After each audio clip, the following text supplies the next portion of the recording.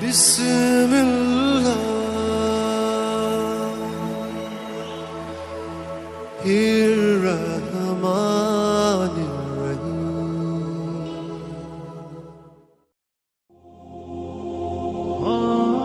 السلام علیکم میرے محترم عزیز دوستو۔ ایک شخص بازار میں صدا لگا رہا تھا، گدھا لے لو، 500 دینار میں گدھا لے لو۔ وہ گدھا بہت ہی کمزور اور لاغر قسم کا تھا۔ تھوڑی دیر بعد بادشاہ کا اپنے وزیر کے ساتھ وہاں سے گزر ہوا۔ بادشاہ وزیر کے ساتھ اس گدھے کے پاس آیا اور پوچھنے لگا، کتنے کا بیچ رہے ہو؟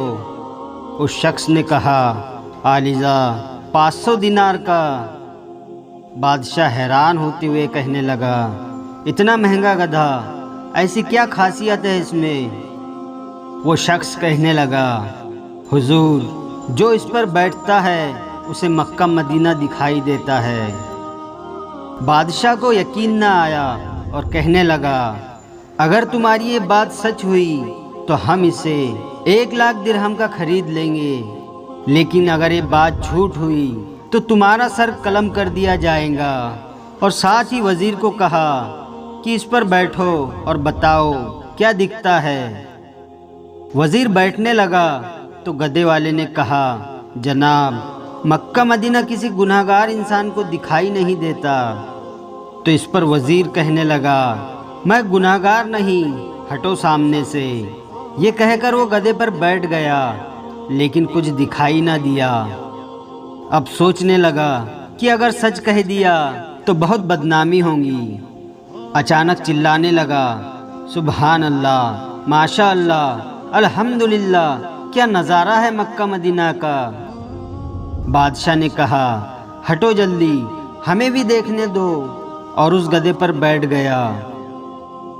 دکھائی تو اسے بھی کچھ نہ دیا، لیکن سلطانی ضمور کی شان کو مد نظر رکھتے ہوئے آنکھوں میں آنسو لے آیا اور کہنے لگا، واہ میرے مولا، واہ واہ میرے مولا، تیری قدرت، کیا کرامتی گدھا ہے، کیا مقدس جانور ہے۔ میرا وزیر مجھ جتنا نیک نہیں تھا، اسے صرف مکہ مدینہ نظر آ رہا تھا، مجھے تو جنت بھی دکھائی دے رہی ہے۔ اس کے گدھے سے اترتے ہی عوام ٹوٹ پڑی۔ کوئی گدھے کو چھونے کی کوشش کرنے لگا، کوئی چومنے کی، کوئی اس کے بال کو کاٹ کر تبارک کے طور پر رکھنے لگا۔ تو دوستو، یہی حال ہمارے معاشرے کا ہے۔ یہی کچھ جال سازوں اور مکاروں نے دین کے نام پر فریب دینے کا بیڑا اٹھا رکھا ہے، اور سادہ لوگ عوام بھی اندھے کانے بن کر پیچھے چل پڑتے ہیں۔ اللہ رب العزت ہمیں اس کو سمجھنے کی توفیق عطا فرمائے، آمین یا رب العالمین۔